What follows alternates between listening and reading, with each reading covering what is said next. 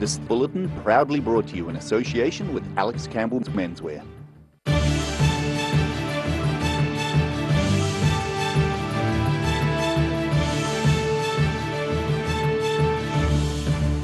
Tonight on the South Today, the Russian war on Ukraine helps push petrol prices over the $3 mark in the South.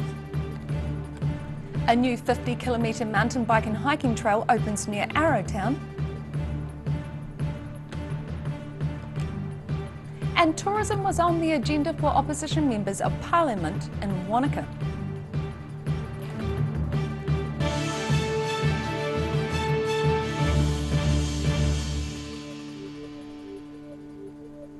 Kia ora, good evening, I'm Melissa Barton.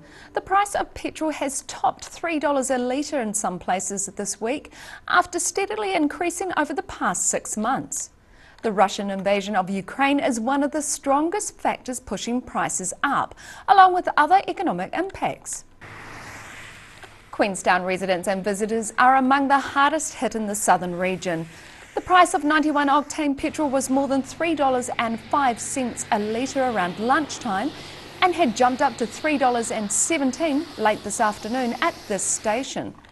In Dunedin, motorists can expect to pay up to $2.95 a litre for 91 octane, although many were shopping around for cheaper deals.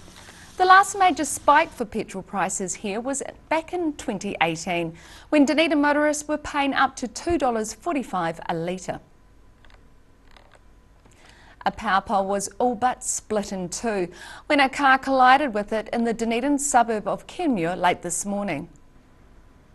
This pole near the corner of Kenmure Road and Hawthorne Avenue was split up its length after a white truck smashed into it.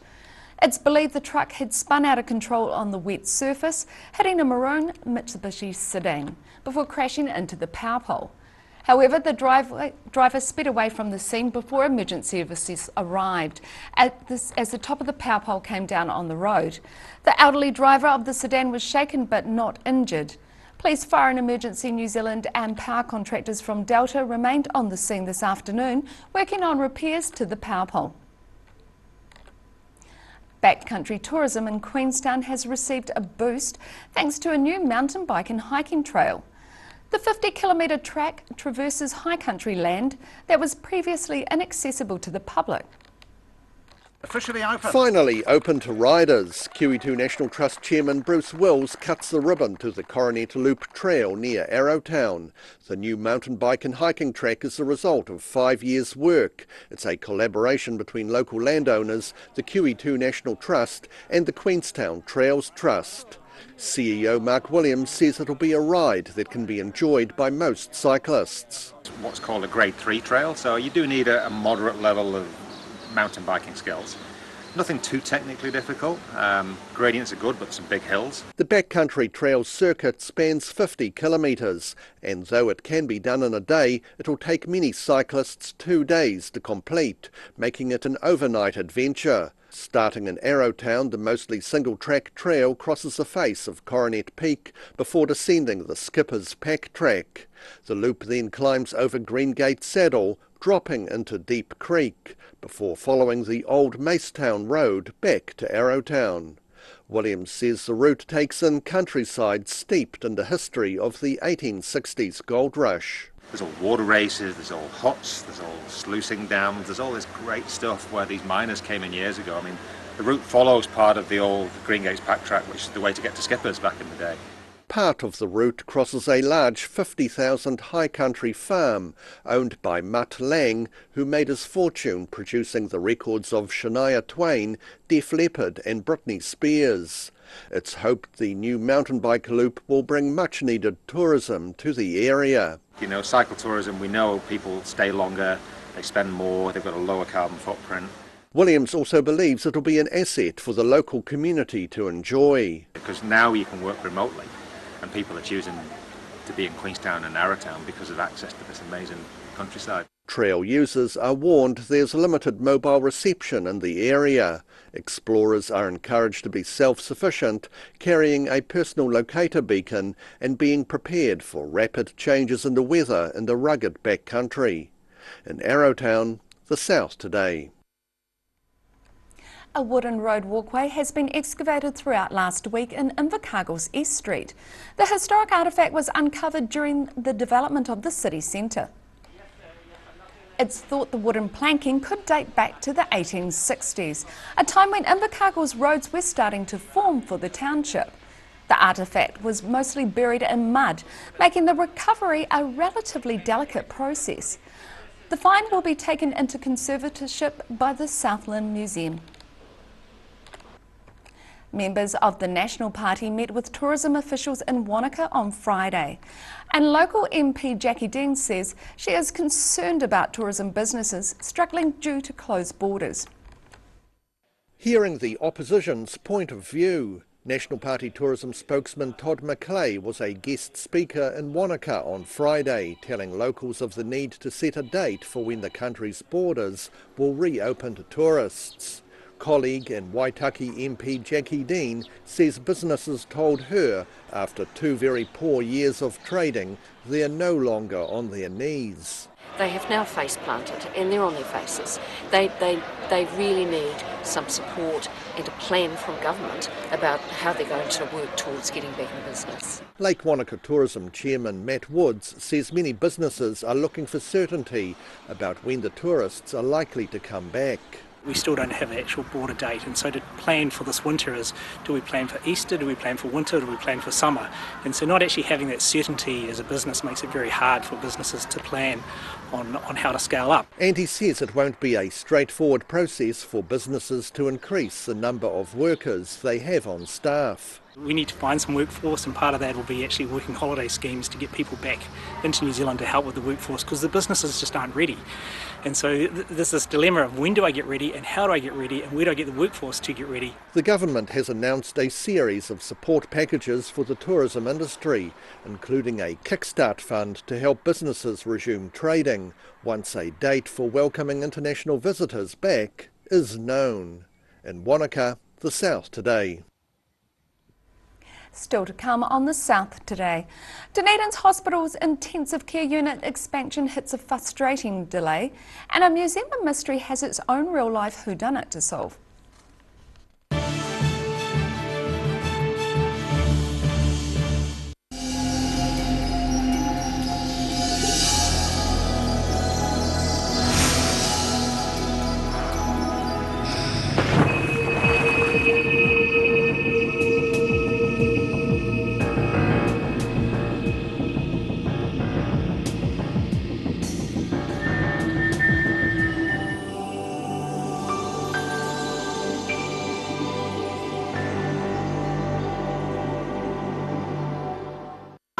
We're H Concern Otago. H Concern Otago hosts a multitude of social activity, Including interwalks.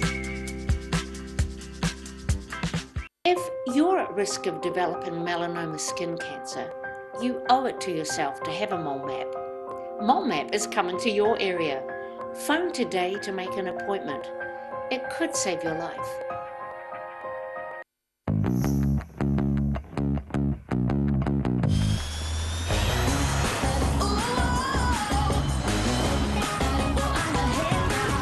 Spark your joy with jazz, the next generation from Honda. My mate John's a real armchair warrior because he's fighting high-priced lounge furniture. He's taken 25% off all lounge, all 25% off. And my mate John.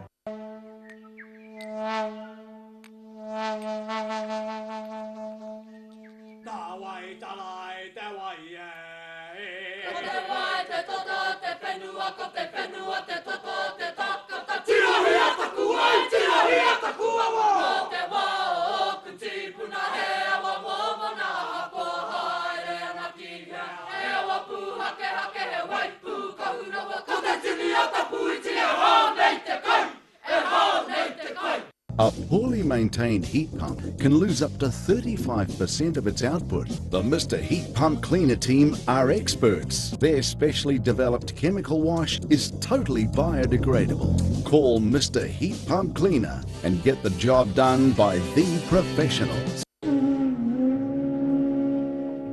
Every day the team at Gillian's supports grieving families at their time of need, from answering your questions to organising a farewell that reflects the wishes of your loved one. We can help. Call Gillian's today.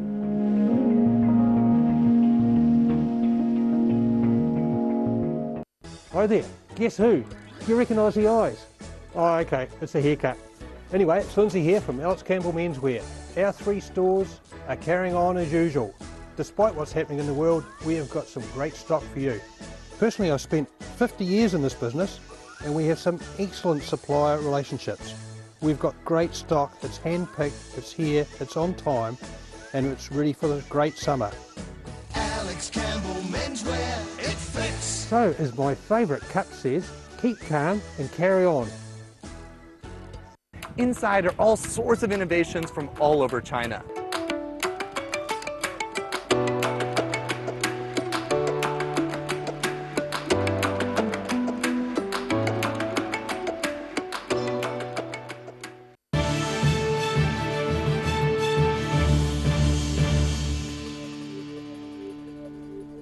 Welcome back. The much-needed expansion of Dunedin's hospital's intensive care unit looks set to be delayed for another 2 years.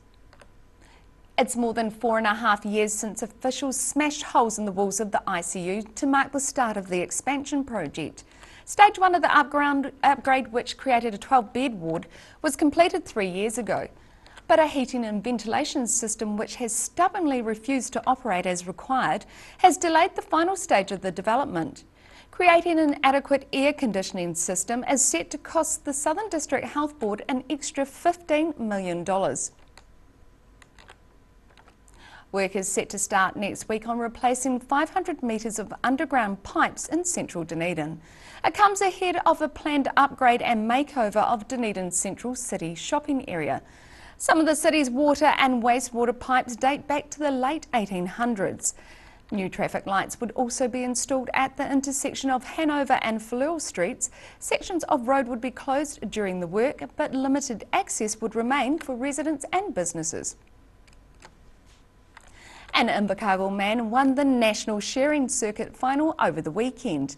The annual event's normally held in Masterton, but it was moved south to the Maniatoto this year due to COVID-19 cancellations. Competitive shearers cutting blow by blow. Gimmerburn in rural Maniatoto was the venue for the New Zealand Shearing Circuit finals over the weekend. Experienced Invercargill shearer Nathan Stratford won this year's competition.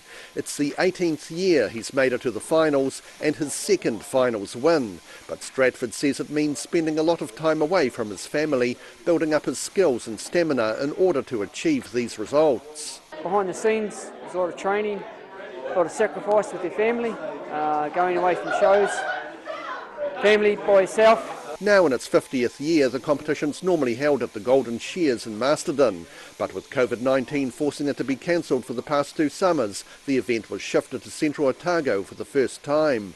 Stratford went into the weekend competition ranked top among the 12 shearers, and he admits there's a lot of rivalry between the normally friendly shearers once they get a shearing blade in their hand. The camaraderie with the other competitors is awesome. They are your friends, but yet when you steer on the shearing board, they are your enemies. So good off the board and enemies on the board. No, it's awesome. It's a great feeling. Crowd numbers were restricted and judges and officials wore masks, but the shearers themselves were able to compete mask-free as they sweated through the heats and the final. Shearers were judged on a combination of speed and quality of their shearing. In Maniatoto, the South today. A small museum located in a Dunedin house has become more mysterious than ever. The Museum of Natural Mystery on Royal Terrace lost its roadside signage on Saturday evening. The sign depicted a bird woman holding an egg and was used to advertise the private museum, which displays skulls, skeletons, strange social ephemera and art. Dunedin artist and curator Bruce Mahalski believes the sign could now be hanging on the wall of a student flat. But he says the unique sign costs quite a lot to make and he's keen to solve the mystery of its whereabouts. Still to come on the South today, we catch up with Women's World Motocross champion Courtney Duncan as she returns to the racetrack. We take a look at tomorrow's weather for you.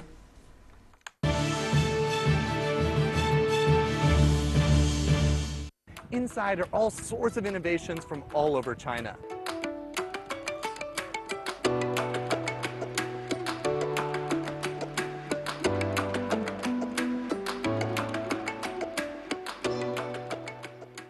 Living Well Disability Resource Centre, a not-for-profit charitable organisation and your one-stop shop for information and resources to help you retain independence. We offer a wide range of assistive products from jar openers to mobility scooters and provide assessments for Total Mobility, the half-price taxi scheme. Come and see the friendly team. You'll find us on the corner of George and Bath Streets, ground floor of Burns House. If you're at risk of developing melanoma skin cancer, you owe it to yourself to have a mole map. Mole Map is coming to your area. Phone today to make an appointment. It could save your life. Every reason, every season, we're proud to dress the region. Alex Campbell Menswear, it fits. A poorly maintained heat pump can lose up to 35% of its output. The Mr. Heat Pump Cleaner team are experts. Their specially developed chemical wash is totally biodegradable. Call Mr. Heat Pump Cleaner and get the job done by the professionals. My mate John's a real armchair warrior, because he's fighting high-priced lounge furniture. He's taken 25% off all lounge. Lounge suites, armchairs, two-seaters, three-seater recliners, corner suites, chaises, sofa beds, lifted chairs and more. All 25% off. Plus pay it off over 24 months interest-free. This weekend at John's Furniture Warehouse, Stafford Street and online. Get that furniture from Stafford Street. And my mate John.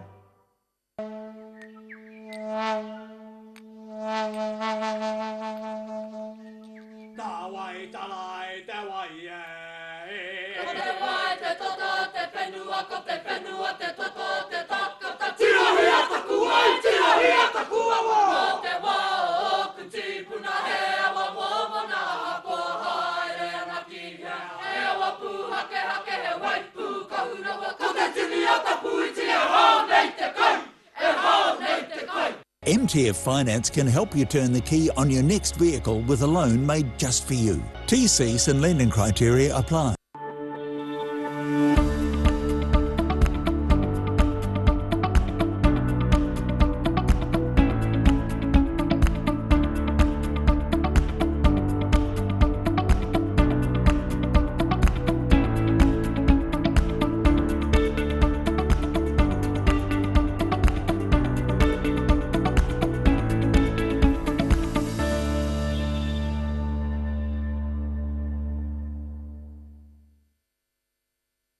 Hi, my name's Matt and I'm the Dines Group CEO. Dines is a company that's focused on selling logistics solutions to its customers. We're passionate about selling efficiency and we've been selling efficiency for over 50 years now.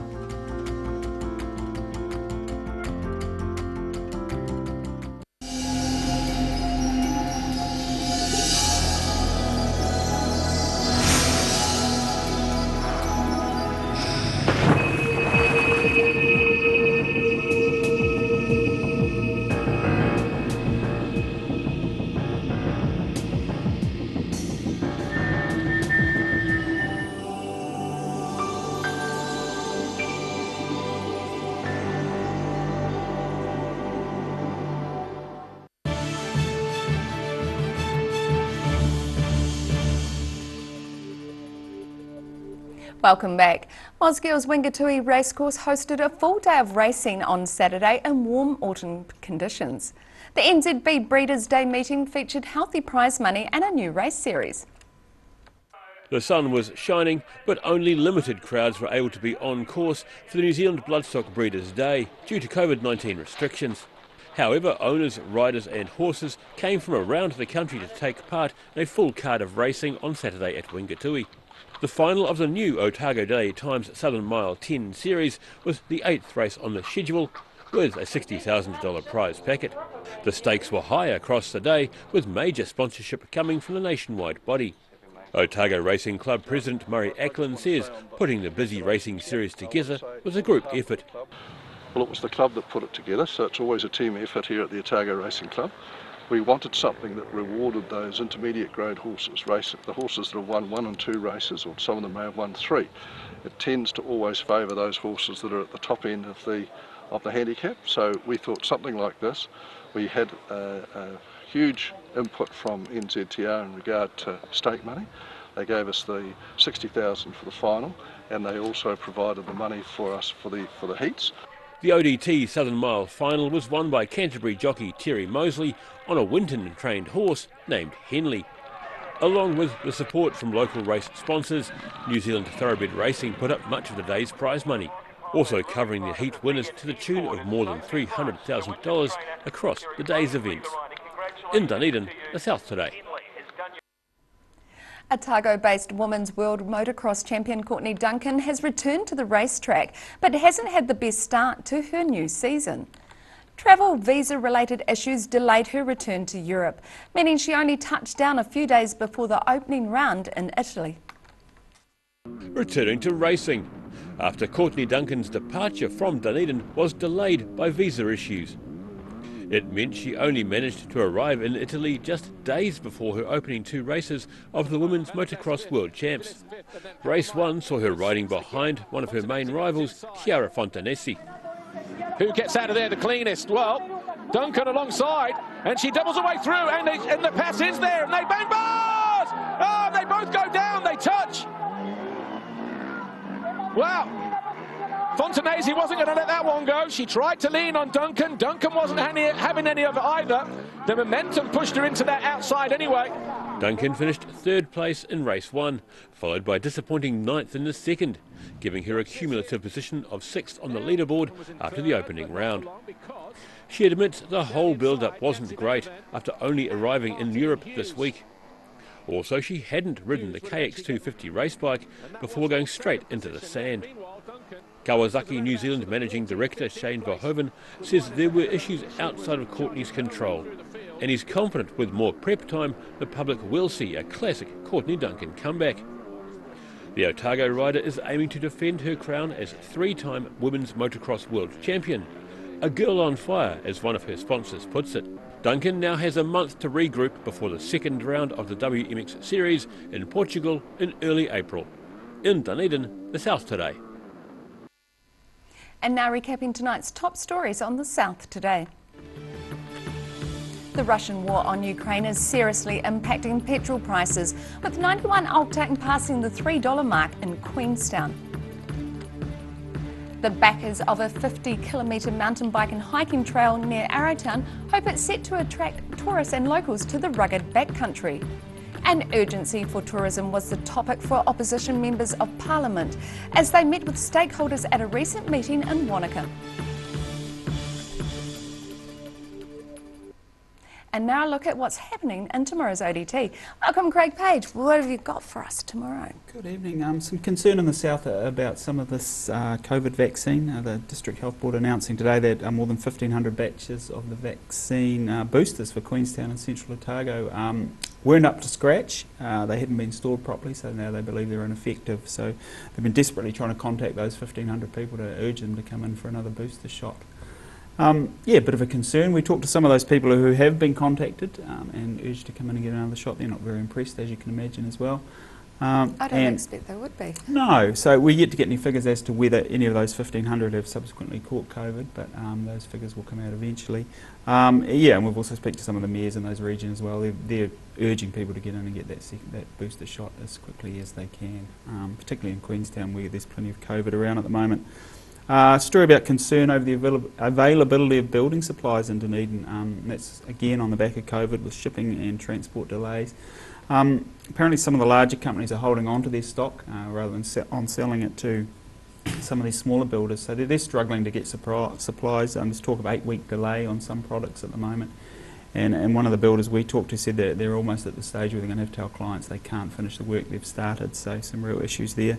And of course the building boom that's going on at the moment may come to a sudden halt if they can't get what they need. Travel pages, our North Otago Bureau Chief for Rebecca Ryan headed to Fiordland for a digital detox. Wouldn't that be nice over the holiday period? 4 days in the Fiordland and no cell phone coverage, so that would be marvellous. Perfect. Yeah, sounds ideal. Bit of fishing and some dolphin watching, so nice read there and well worth a look.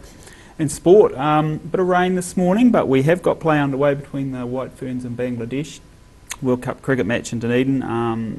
Bangladesh scored, I think, about 140 odd, so New Zealand trying to chase it down now, and hopefully the rain will stay away and we can get some points on the board in the Cup. Wonderful. Thanks, and you can catch all of that in tomorrow's ODT. And now it's time for a look at the weather. Tonight's weather proudly brought to you by Mole Map. Looking at the situation, several fronts will move across the Southern Ocean and over the region in the next few days, bringing changeable weather. It will often be fine in Otago, but with some showers and with some showery periods in Southland. Looking at what's in store for the southern towns along the coast, Catlins can expect moderate northeasterlies with some high cloud and a high of 20. Inland, Balclutha, Lumsden, Gore are all in for fresh northerlies with increasing cloud, highs ranging between 21 and 23 degrees. Travelling westwards to the Central Lakes area, Wanaka, Queenstown and Alexandra are all in for moderate northerlies with some high cloud and highs around 25 or 26 degrees. It's similar in Te Anau, expect fresh northerlies with showers and a high of 18. Checking out the northern towns, Timaru will have moderate northerlies with clear skies and a high of 23 degrees, while Oamaru you'll have moderate northeasterlies with some high cloud in store, along with a high of 22.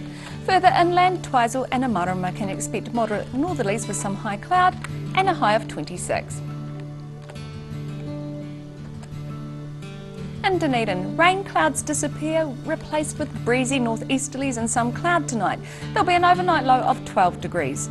It'll be fine tomorrow with mostly sunny skies and moderate to fresh breezy northeasterlies. Temperatures will become warmer, a high of 22 and a low of 14. Expect thick high cloud on Wednesday with a few spits of rain spreading from the west at times. Winds tend southwesterly during the morning, then die out for a period, followed by easterlies, a high of 16 and a low of 12 degrees. And Invercargill is set for clear skies tonight with an overnight low of 12 degrees. It'll be fine tomorrow with sunshine at first, but high cloud increases during the day. Later at night, moderate northerlies and showers develop. A high of 20 and a low of 14. And Wednesday sees showers clearing with cool southwesterlies eventually dying out, a high of 15 and a low of 8. And that's the news this Monday. For the latest news and videos from the southern region, head online to odt.co.nz, and you can follow Channel 39 on YouTube to catch our news bulletins on demand. Nō reira, kia pai te pou, ka kite anō.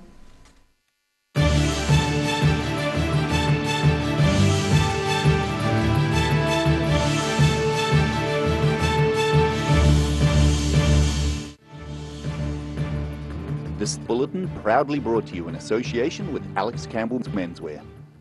Public interest journalism funded through New Zealand On Air.